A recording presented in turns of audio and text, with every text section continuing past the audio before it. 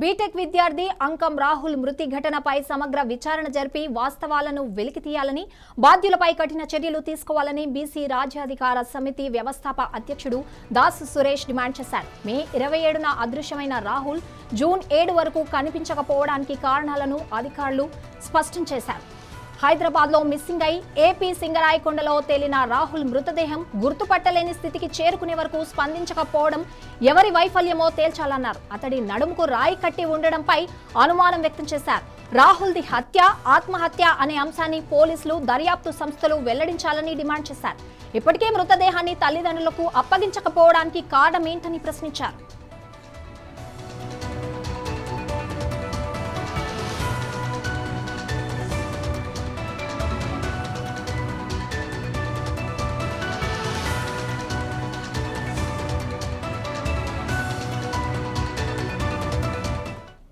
అంకం రాహుల్ తెలంగాణ వాసి, జగిత్యాల జిల్లా కోరుట్లలో ఐలాపురం గ్రామానికి సంబంధించినటువంటి వ్యక్తి. హైదరాబాద్లోని ఒక ప్రముఖ ఇంజనీరింగ్ కాలేజీలో 3వ సంవత్సరం ఇంజనీరింగ్ విద్యను అభ్యసిస్తున్నాడు. అబ్బాయి మే 27వ తేదీన హైదరాబాద్లోని కాచిగూడ పోలీస్ స్టేషన్ వద్ద అదృశ్యమైనటువంటి వ్యక్తి.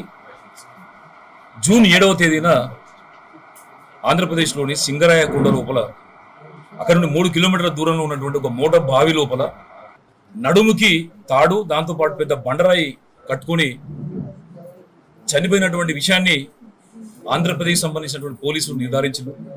వారి విషయాన్ని కనుక్కున్నటువంటి అంకం రాజేష్, రాహుల్ వాళ్ళ తండ్రి, వాళ్ళ తల్లి కూడా ఆంధ్రప్రదేశ్కి చేరుకొని అక్కడ ఉన్నటువంటి ఆ యొక్క బాడీని కూడా ఏంటంటే ప్రాథమికమైనటువంటి షర్టు, ప్యాంటు, బాడీ మీద ఉన్నటువంటి చిన్న గుర్తులతో ఏంటంటే గుర్తించడం జరిగింది. ప్రధానంగా ఏంటంటే కొడుకు చనిపోయినటువంటి బాధ నుంచి ఇంకా తేరుకోకపోగా ఈ బాడీని గుర్తించడానికి డిఎన్ఏ టెస్ట్ల కోసం పక్క రాష్ట్రానికి, ఈ రాష్ట్రానికి తిరగలేక వాళ్ళ నాన్న ఇబ్బందులు పడుతున్నారు.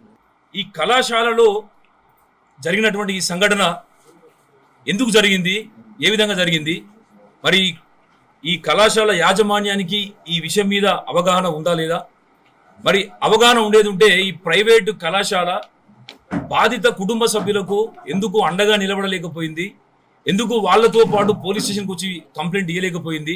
మరి ఇంకొకటి, ఈ యొక్క బలహీన వర్గాలకు ప్రతినిధిగా ఉన్నటువంటి నాయకులు, మంత్రివర్యులు పొన్నం ప్రభాకర్ గారు మీ జిల్లాకు సంబంధించినటువంటి కోరుట్ల వాసికి అన్యాయం జరిగి ఆంధ్రప్రదేశ్లో కొట్టుమిట్టాడుతూ ఉంటే ఈ వర్గాలకు సంబంధించినటువంటి ప్రతినిధిగా మీరు ఇంతవరకు స్పందించకపోవడం, ఇప్పటి వరకు ఆ కుటుంబానికి న్యాయం చేయకపోవడం అనేది ఏ మేరకు సహేతుకమని చెప్పేసి